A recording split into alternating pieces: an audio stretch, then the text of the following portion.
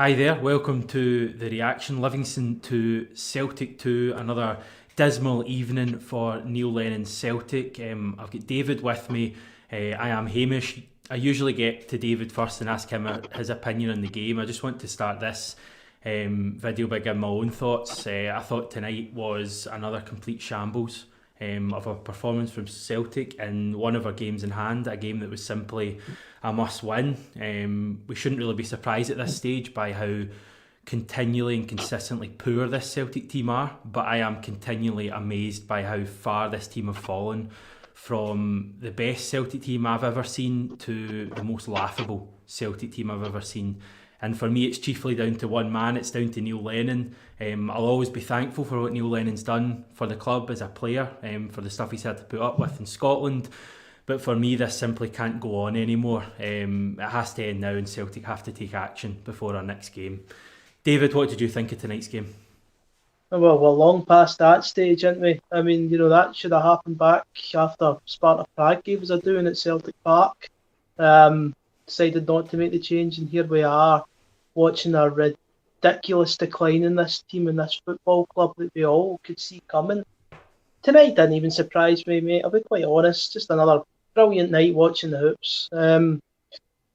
Even when we were 2-1 up, it wasn't actually the worst first half, but it still didn't feel right to me. I still felt there could have been another blow coming. Just perhaps probably just by nature of how the season's been going on.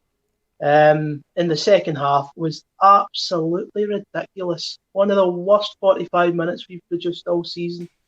A bit of snow started falling and they all went into their shells. I mean, you're looking for a bit of character. You're looking for some leaders in that pitch to try and get through it. Try and show that, a bit of weather won't affect them too much. Our ball retention as soon as the first drop of snow fell down was appalling. So poor.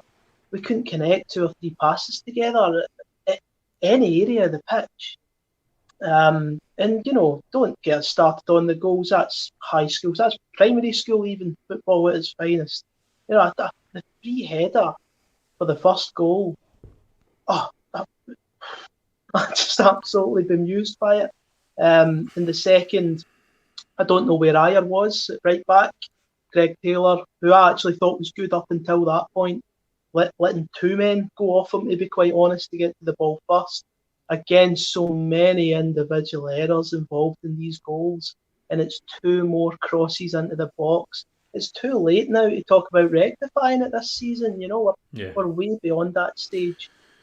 So just another shocking result, another bad performance overall, but none of it's unexpected. That's just it, and we've been seeing the same thing all season, mate, and we saw more evidence of it tonight. We saw the same manager under pressure making the same mistakes, and I'm not talking from kick-off at 8:15. I'm talking from the team getting announced at whenever it was 7:15 or 7 o'clock. I'm talking about Shane Duffy still starting for Celtic when Shane Duffy has been a complete disaster. He should not be playing for Celtic, and this isn't a witch hunt against Shane Duffy. This is just from football common sense. He should not be playing.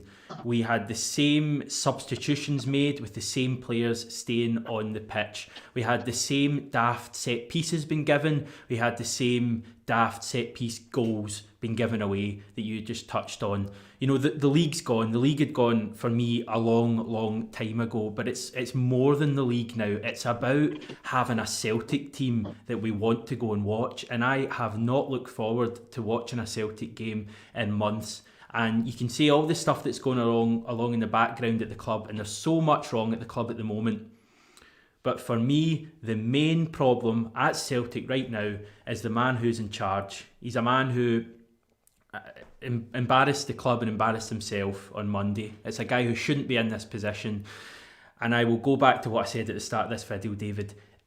This has to be the end point. I know we reached what we thought was an end point after Ross County or after Sparta Prague. The club stuck with him. This now, line in the sand. Neil Lennon cannot be Celtic manager next Wednesday when we take on Hamilton. They've got a week to sort it now. They have to sack him. Yeah, they've tried plenty of PR moves to try and cover for certain things that have gone on at the club. We had Peter Lawwell's apology last week, Lennon was out undermining that on Monday. And it's at the stage now where the club, you look at the backlash on social media, it's incredible. I've not ever seen the online Celtic support as disconnected from the club as they are at the minute. And the club will feel that. They really will feel that. And after tonight, I totally agree with you. You know, as we're saying, we would have made the change a long time ago. That's undeniable. But how can you possibly justify, to any degree, Neil Lennon being in that dugout again against Hamilton Academical? Any other manager at any other club would be sacked for this run. I do not understand the blind faith that this board have in the manager. And I totally agree with you. I don't want to sound as if I strongly dislike Neil Lennon, the man. As you said, he's been through so much absolute nonsense and vile in Scottish football. But there comes a time where his influence on the club is sending into a sharp decline, and that came a long time ago. He knows it, and he's still staying in his post. That's a big concern for me, and it makes me question whether he's putting the club before himself. I think that's been the case for a long time. I don't think he's the only one at the club either. I think there's several people at the club that are putting their own interest before that of Celtic Football Club. I think there is so much bravado and so much stubbornness and so little humility at the club that is making the decisions. And I'm talking about Neil Lennon, I'm talking about Dermot Desmond, I'm talking about Peter Law. These are people who, from the outside looking in, have been too stubborn this season to look at what is happening at Celtic and admit they got it wrong and to try and put things right. And it has continually got worse and worse. And we keep asking ourselves, how can this get worse? And then continually it gets worse. And that is why action is needed to be taken, David. We are looking at a team here that have no league wins in 4 for the first time since April 2000. Now, we see a lot of stats in this channel on our videos, but I think you almost need 5 seconds to look at that stat. No league wins in 4 games for the first time in 21 years, and the manager is still in a job. Now that on its own would be cause, I think, to relieve a manager of his duties, never mind all the other rubbish that we've been getting all season from everyone, both on and off the park. The lack of responsibility that Neil Lennon has taken all season, the fact that he's blamed COVID, he's blamed Scotland players going away, he's blamed British Athletics on Monday's thing, he's blamed Zenit St Petersburg, Wraith Rovers, Margaret Ferry or whatever her name is, the SNP. He's blamed everyone but himself. It is time for him, and Neil Lennon doesn't watch this, but it's time for Neil Lennon. If Celtic aren't going to put him out of his misery tonight or tomorrow, he needs to look at it and go, this is so far gone now. I am embarrassing myself. I am tarnishing the name of Celtic as well as Neil Lennon's name, his legacy, and I need to walk away. Forget about the money. There's more important things there. He needs to go. It's spot on, and he has used so many excuses. You know, you're right. He tried to use Zenit St Petersburg to deflect. He tried to use Margaret Ferrier to deflect. Margaret Ferrier wasn't marking Kieran Brown for the opener, was she? I mean, it's a case of the excuses have long ran out. You know, they really have. His substitutions, something I just want to sort of pick up on. I'm assuming Griffiths was injured. Did he pick up a knock tonight? Because if he didn't, I don't understand that, and I'll be wary of going too all in on that in case he did. Don't understand why you wouldn't keep who's still your best striker on the pitch. What on earth is happening to Albion Ajeti? Why is he... And I don't think he came on. Maybe I'm going to be made to look stupid. Did he come on for the last 2 minutes or something? I don't believe he did. He's a £5 million striker who's been rooted to the bench for weeks, can't get a look in. Who else? Scott Brown. Just want to interrupt that. That's the point Scottish Baller's making. He or she's saying should have brought on Ajeti over Klimala. Sub's not good enough. Taylor as well. Why buy a player from Scotland when you're trying to improve in Europe? Well, to be honest, when we're talking about Ajeti over Klimala, yeah, I didn't actually mind Klimala coming on because I was quite positive about what we'd seen of him earlier on in the season. But Ajeti also has to be thrown on. You see, and I'm sorry to bring him up, but it's relevant. You see Stephen Gerrard at Rangers throwing on Jermaine Defoe and Kemar Roof whenever they're struggling in a game, and he goes with 3 up top at times, and the pressure's absolutely incessant. You saw that in Motherwell when he threw Defoe on. We just take off like for like, and we keep half the time one up front. And you saw it towards the end of the game, even before the red card, the pressure was not incessant. In fact, it was non-existent for large spells of that second 45. Why we don't go all out and try and really overrun teams with firepower in times like tonight, I'll never know. It's something that's always wound me up with Neil Lennon's management. But there's a lot of things about Neil Lennon's management that winds me up, so there's no point going through all of it. A few people say in the comments they've never seen us so angry. I don't know if I would suggest that we're both angry. I think we're quite fed up, aren't we? And I feel like, as I said earlier in the video, we reached a point in October and November, that horrible run we went on, where Lennon had to go, and it probably got a bit heated at that stage. Me, you, John, you, and the other contributors, even Jackie at stages. And then it kind of calmed down a bit, and you're almost kind of forced into silence by the club not acting at all, and the fact we all can't get to games. But for me, as supporters, and us especially on a platform, with nearly 10,000 subscribers, it's not a great amount, but it's a few Celtic fans. We need to keep making our voices heard, and we need to keep drumming home the point that this cannot be allowed to continue from Celtic. And I'm sorry if I keep repeating myself in this video, but Celtic, Peter Law, Dermot Desmond, this has to end now. You've already cost us a season. That's fine. We can deal with the season. Listen, we're grown men. We can deal with a bit of disappointment. What I can't deal with is continually seeing performances like that and no action being taken. Dermot Desmond, Peter Law having their arms folded at Celtic Park going, oh, this will turn around, or we'll blame COVID. This has to be the end. You don't have a game this weekend. You've got a full week to make this change. I don't even massively care. That's a crazy thing to say. I don't even massively care who comes in now. It's almost just a case of get Lennon out of there for his own good, for the fans' good, and give us some sort of fresh start, even if it is John Kennedy. And I know I'll take a slagging for that. Listen, I want to get a comment in. Plixie Plox, once again, donating. Remember, we do have Super Chat open.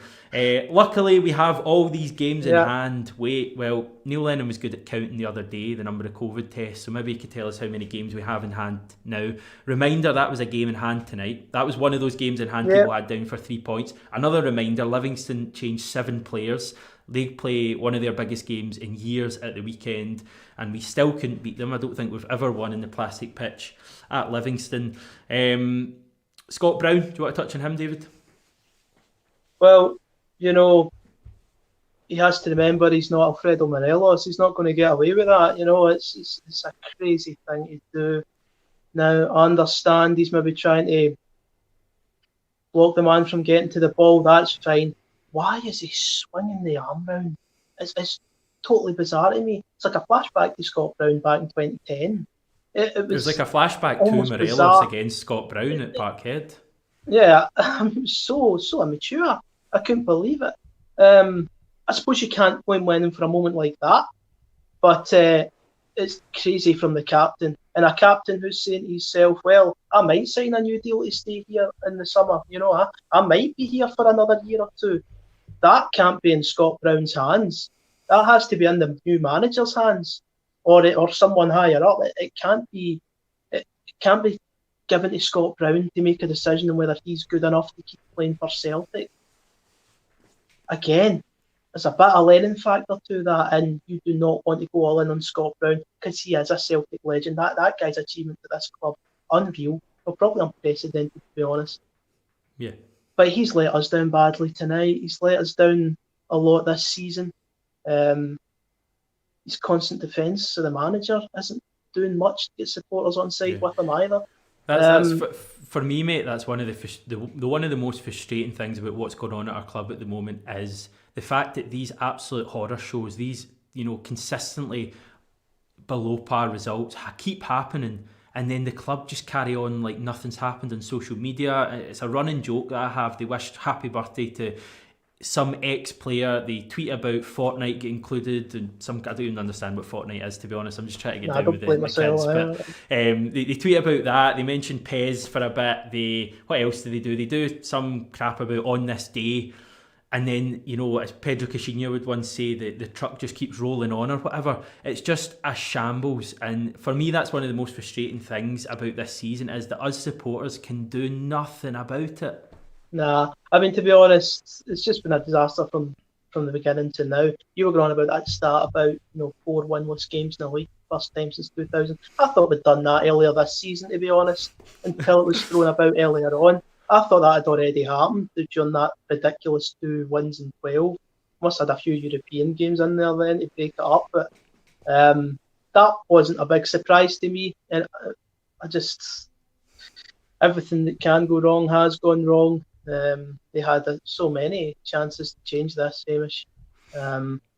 Decided not to, and now we're left looking up at our rivals who are so ridiculously ahead of us in the league. It's a shambles, absolute shambles. And you're right. What can we do except from our grievances?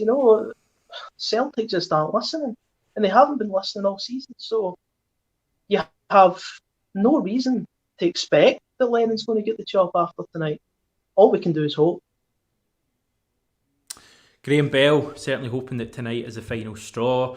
Lennon has lost the dressing room and lost the plot. Graham, thanks for watching us and getting tuned in, and thanks everyone else for tuning in to this as well. David, you get anything else to say? I feel like we've kind of vented a bit in this video. I feel like it had to happen, and we put ourselves out there on YouTube. There's over 700 folk watching this at the moment. A lot of the people watching this will find it funny. Not all of the Celtic fans, sorry. Fair play to them.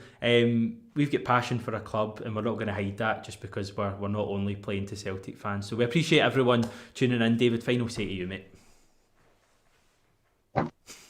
Just another guff night watching this football club. But again, when that full-time whistle goes tonight, you're not surprised. You're accepting that this is what we are now. Yeah. It's just a joke. And next week we play Hamilton at home. Plenty of supporters. So we'll hope that's going to be 3 points. We're not guaranteed anything against any team in Scotland at the minute. So here's hoping it's a big week for the club on and off the pitch. When Neil Lennon came into the club, he came into a team that was winning absolutely everything. He came into the best Celtic team I've ever seen. The team that he's got now is probably the worst Celtic team I've ever seen. It's a Celtic team I wouldn't trust to beat. Yeah, I think it's worse than Mowbray's. Yeah. I think it's worse than Tony Mowbray's. By a wee bit, to be honest. I don't think I think they defend worse than Tony Mowbray's team. But at least Mowbray's team was known for being so poor with defending cross balls. I think this team's even worse. Mowbray's team did create chances but couldn't finish them. This team struggles to create for long spells in games. So I totally agree with you, mate. I think it's the worst Celtic team I've seen as well. Right, that'll do us for now. A couple of things to tell you before we go. The first one is, if you've not yet subscribed to 67 Hail Hail, I really would appreciate you doing that. The reason I say that even more so than usual is that, David, we are near the 10k mark. It is a challenge to get to 10,000 subscribers by the end of January. So if you're watching this and you aren't subscribed yet, please rectify that. It would be greatly appreciated by David, by me, by everyone else at 67 Hail Hail. The other thing is that thankfully I don't need to think about Celtic for the next week. I'm away on a bit of holiday over the next week. We will, however, still have videos coming out on the channel every day, I think, apart from Saturday, so you won't even know that I'm away. We've got loads of stuff with Jackie McNamara. We've got no fewer than 3 question and answer sessions from listeners and, viewer, third time lucky, viewer questions, answering all them, 3 videos of that. There's so much to come on the channel. We'll be back live next week after the Hamilton game, and of course, if any major news happens at the club, maybe a manager sacking, something like that, we will return for a live video. Then I'll even cancel my trip to Dubai just for that. David, everyone else watching, thanks very much. Take care, everyone.